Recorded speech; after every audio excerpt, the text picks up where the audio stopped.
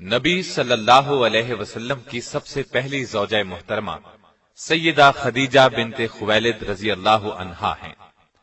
نبی صلی اللہ علیہ وسلم کے فرزند ابراہیم رضی اللہ عنہ کے سوا آپ کی ساری اولاد انہی سے ہوئی۔ آپ صلی اللہ علیہ وسلم پوری زندگی اس وفا شیار بیوی کو یاد کرتے رہے۔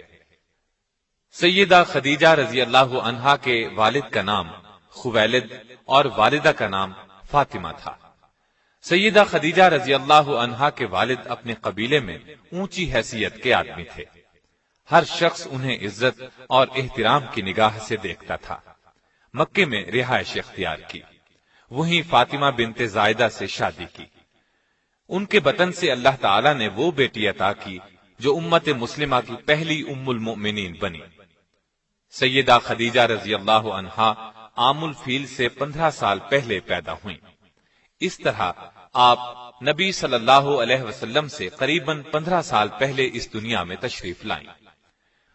رسول اللہ صلی اللہ علیہ وسلم سے پہلے آپ رضی اللہ عنہا کے 2 نکاح ہوئے۔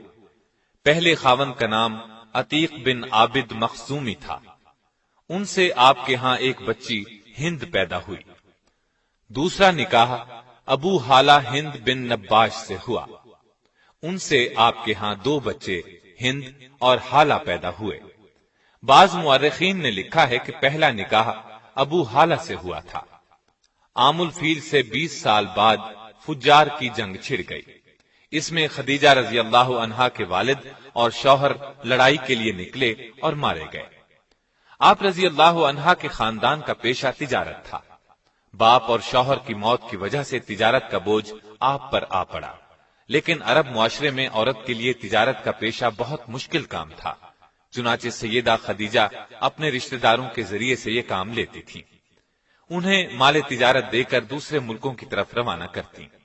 رشتہ داروں کو اس کام کا باقاعدہ معاوضہ دیا جاتا۔ اس زمانے میں رسول اللہ صلی اللہ علیہ وسلم بکریاں چرایا کرتے تھے۔ آپ لوگوں میں صادق اور امین مشہور ہو چکے تھے۔ آپ کی دیانتداری کی شہرت مکے میں چاروں طرف پھیل چکی تھی۔ یہ شہرت سیدہ خدیجہ رضی اللہ عنہا کو بھی پہنچی تو انہوں نے پیغام بھیجا کہ آپ میرا سامان تجارت لے کر جائیں۔ جو معاوضہ میں دوسروں کو دیتی ہوں اس سے 2 گنا دوں گی۔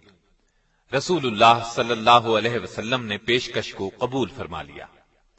آپ کا یہ سفر تجارت انتہائی کامیاب رہا۔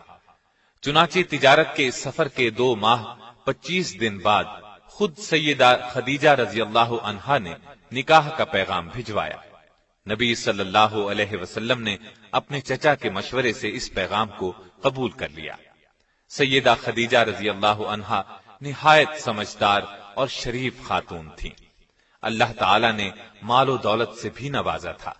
اپنے قبیلے میں باعزت تھیں، اس لیے ہر شخص ان سے نکاح کا خواہش مند تھا، لیکن قدرت نے انہیں اپنے نبی صلی اللہ علیہ وسلم کے لیے منتخب کر لیا تھا۔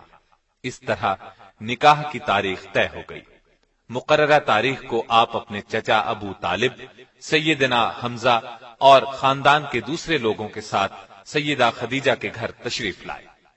ابو طالب نے نکاح کا خطبہ پڑھا۔ 12.5 اوقیہ حق مہر مقرر ہوا۔ یہ 500 طلائی درہم کے برابر تھا۔ اس طرح سیدہ خدیجہ رضی اللہ عنہا کو پہلی ام المؤمنین بننے کا شرف حاصل ہوا۔ آپ رضی اللہ عنہا کا پہلا لقب طاہرہ تھا۔ اس طرح آپ خدیجہ طاہرہ کے نام سے مشہور ہوئیں۔ نکاح کے وقت رسول اللہ صلی اللہ علیہ وسلم کی عمر 25 سال تھی۔ سیدہ خدیجہ کی عمر 40 سال کی تھی۔ نکاح کے بعد سرداران قریش اور دیگر لوگوں نے مبارکباد دی۔ نبی اکرم صلی اللہ علیہ وسلم کی زوجیت میں آنے کے بعد سیدہ خدیجہ نے اپنا سارا مال و اسباب آپ کے قدموں میں ڈھیر کر دیا۔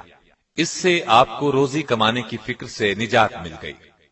اب آپ تھے اور اللہ کی عبادت۔ سیدہ خدیجہ نے ہر مشکل اور پریشانی کے وقت نبی صلی اللہ علیہ وسلم کو تسلی دی، دلاسا دیا اور پریشانی دور کرنے کے لیے جو کچھ کر سکتی تھیں کرتی رہیں۔ مثلا جب آپ پر پہلی وحی یعنی اقرا بسم ربک الذی خلق غار حرا میں نازل ہوئی تو تو نبی اکرم صلی اللہ علیہ وسلم گھر تشریف لائے، بدن مبارک پر لرزہ طاری تھا۔ سیدہ خدیجہ رضی اللہ عنہا سے فرمایا مجھے کپڑا اوڑھا دیں۔ جب کچھ دیر بعد گھبراہٹ دور ہوئی تو غار ہرا میں پیش آنے والا واقعہ سیدہ خدیجہ سے بیان کیا۔ سیدہ خدیجہ نے آپ کو تسلی دی اور کہا قسم ہے اس ذات کی جس کے قبضے میں میری جان ہے، میں امید رکھتی ہوں کہ آپ اس امت کے نبی ہوں گے۔ اس کے بعد سیدہ خدیجہ رضی اللہ عنہا آپ صلی اللہ علیہ وسلم کو اپنے چچا زاد بھائی ورقہ بن نوفل کے پاس لے گئیں۔ آپ نے پورا واقعہ سنایا۔ اس واقعے کو سن کر انہوں نے یقین کے لہجے میں کہا یہ وہی فرشتہ ہے جو موسیٰ علیہ السلام پر اترا تھا، کاش میں اس زمانے تک زندہ رہوں جب آپ کی قوم آپ کو وطن سے نکالے گی۔ اگر میں نے آپ کا وہ زمانہ پایا تو میں آپ کی ضرور مدد کروں گا۔ اللہ کے حکم سے جب آپ نے نبوت کا باقاعدہ اعلان فرمایا تب بھی سب سے پہلے سیدہ خدیجہ رضی اللہ عنہا ہی نے آپ کا پیغام قبول فرمایا اور ایمان لائیں۔ مردوں، عورتوں اور بچوں سبھی میں سب سے پہلے ایمان لائیں۔ آپ رضی اللہ عنہا نے نہ صرف نبوت کی تصدیق کی بلکہ آغاز اسلام میں آپ صلی اللہ علیہ وسلم کی سب سے بڑی مددگار بھی تھیں۔ آپ صلی اللہ علیہ وسلم کو چند سال تک کفار اذیت نہ دے سکے۔ اس میں بڑی حد تک سیدہ خدیجہ رضی اللہ عنہا کا اثر کام کر رہا تھا۔ مکے میں سیدہ خدیجہ کا بہت اثر رسوخ تھا۔ مشرکین نبی صلی اللہ علیہ وسلم کو جھٹلاتے تھے، اس سے آپ کو بہت صدمہ ہوتا، لیکن یہ صدمہ سیدہ خدیجہ کے پاس آ کر دور ہو جاتا تھا، اس لیے کہ وہ آپ صلی اللہ علیہ وسلم کی باتوں کی تصدیق کرتی اور مشرکین کے سلوک کو بے اثر کر دیتی تھیں۔ 7 نبوی میں قریش مکہ نے آپ صلی اللہ علیہ وسلم سے، آپ کے حامیوں سے اور بنو ہاشم سے تمام تر تعلقات توڑ لیے اور آپ صلی اللہ علیہ وسلم کو ان تمام لوگوں سمیت شیب ابی طالب میں رہنے پر مجبور کر دیا۔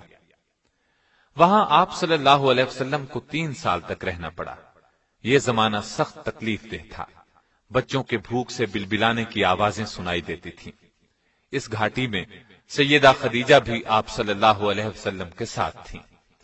آپ نے بھی ہر وہ تکلیف برداشت کی جو دوسرے کر رہے تھے، پتے کھا کر گزارا کیا۔ ان حالات میں سیدہ خدیجہ رضی اللہ عنہا کے اثر و رسوخ سے کبھی کبھار کھانا پہنچ جاتا تھا۔ آخر کار قریش کے آپس کے اختلاف کی وجہ سے 3 سال بعد 10 نبوی میں اس مصیبت کا خاتمہ ہوا، یعنی ہجرت سے 3 سال پہلے وہاں سے نکلے۔ نبی اکرم صلی اللہ علیہ وسلم کے ساتھ سیدہ خدیجہ نے بھی اس سخت تکلیف دہ ماحول سے نجات پائی، لیکن مسلسل تکالیف کی وجہ سے ان کی صحت بہت خراب ہو گئی تھی۔ آخر کار رمضان 10 نبوی میں اس دار فانی سے دار آخرت کی طرف انتقال فرما گئیں۔ انا للہ و انا الیہ راجعون۔ وفات کے وقت آپ رضی اللہ عنہا کی عمر 64 سال 6 ماہ تھی۔ اس وقت تک شریعت میں نماز جنازہ کا حکم نہیں تھا، اس لیے آپ رضی اللہ عنہا کو اسی طرح دفن کر دیا گیا۔ رسول اللہ صلی اللہ علیہ وسلم خود ان کی قبر میں اترے اور سب سے زیادہ غم گسار بیوی کو قبر کی آغوش میں رکھا۔ آپ رضی اللہ عنہا کی قبر جنت المعلا میں ہے۔ آپ کی وفات کے سال کو عام الحزن قرار دیا گیا۔ بخاری اور مسلم کی ایک حدیث ہے کہ ایک مرتبہ جبریل علیہ السلام نے نبی علیہ السلام سے عرض کیا، سیدہ خدیجہ رضی اللہ عنہا آپ کے پاس برتن میں کھانے کی کوئی چیز لا رہی ہیں، جب وہ آئیں تو انہیں اللہ تعالیٰ کا اور میرا سلام کہہ دیجیے گا۔ نسائی کی ایک روایت کے الفاظ یوں ہیں، جبریل بارگاہ نبوت میں حاضر ہوئے اور کہا، حق تعالی شانہ سیدہ خدیجہ کو سلام کہتے ہیں۔ سیدہ نے یہ سن کر فرمایا کہ حق تعالی خود سلام یعنی سراپا سلامتی ہے، اور جبریل پر بھی سلامتی ہو، اور آپ صلی اللہ علیہ وسلم پر بھی سلام اور اللہ کی رحمت ہو۔ سیدہ خدیجہ کی ایک اور بڑی فضیلت یہ ہے کہ ان کی زندگی میں رسول اللہ نے کوئی دوسری شادی نہیں کی۔ معلوم ہوا آپ ان سے بہت محبت کرتے تھے۔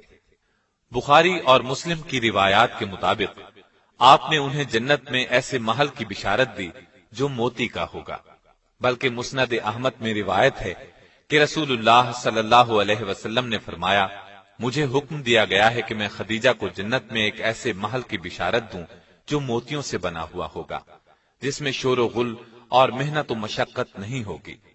سیدہ خدیجہ کی وفات کے بعد آپ صلی اللہ علیہ وسلم اکثر انہیں یاد کرتے اور تعریف فرماتے تھے۔ نبی صلی اللہ علیہ وسلم سیدہ کی زندگی میں ان کی سہیلیوں سے اچھا سلوک فرماتے تھے اور انتقال کے بعد بھی ان سے اچھا سلوک کرتے رہے۔ جب کوئی چیز آتی تو آپ اس میں سے کچھ حصہ الگ کرتے اور فرماتے، یہ خدیجہ کی فلاں سہیلی کو دے آؤ۔